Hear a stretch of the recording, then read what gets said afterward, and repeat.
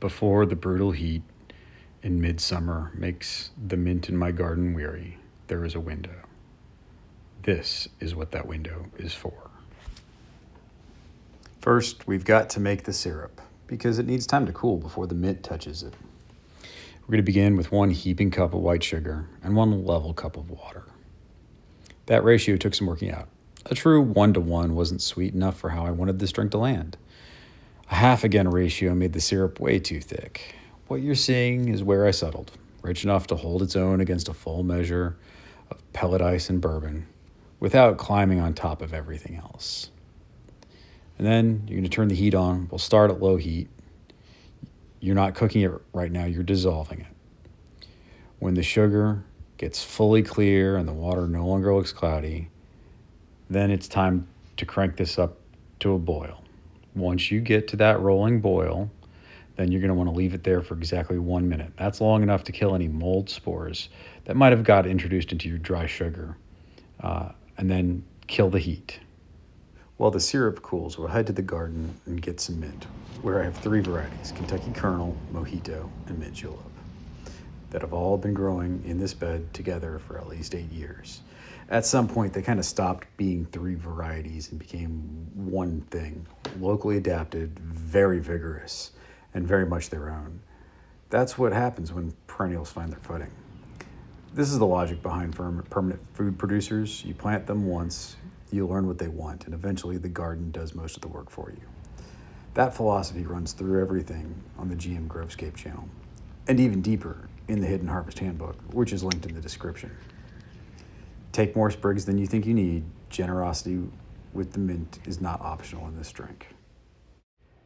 Once your syrup is cooled, you can begin assembling the drink. You're going to start with 1 measure of simple syrup. And then we're going to start putting in the mint. And what you're after is the oils and the leaves. They don't release without pressure. By the 1810s and 1820s, this was already an established ritual. Bartenders like Jasper Crouch out of Richmond, Virginia, the first widely celebrated master of this drink, were known exactly for this technique, crushing mint against sugar to pull out essential oils before anything else entered the glass. 2 centuries of people arriving at the same conclusion is usually a sign you're doing it right. The mint stays in. You're not straining it out. Next, we add ice. You're going to need something small like pellet, chipped, or crushed ice because this does the filtering. Pack it high enough, and the drink passes through it on the way to your mouth. This is not a workaround. That's the construction of this drink. The mint oils are already in the syrup. What the ice is doing is keeping loose leaf pieces out of the drinking experience while the cup stays cold and the drink stays exactly as mint forward as it should be.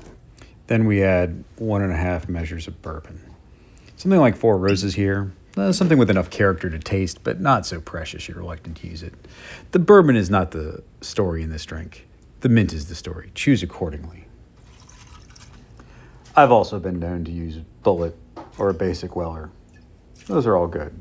And then we add the garnish.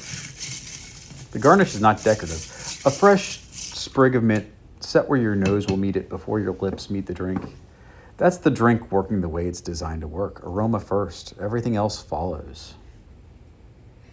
The pewter cup earns its place here. It conducts chill and quickly holds it.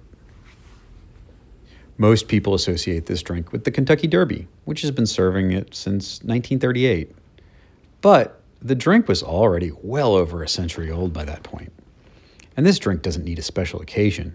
It just needs good mint. And right now, the mint is good.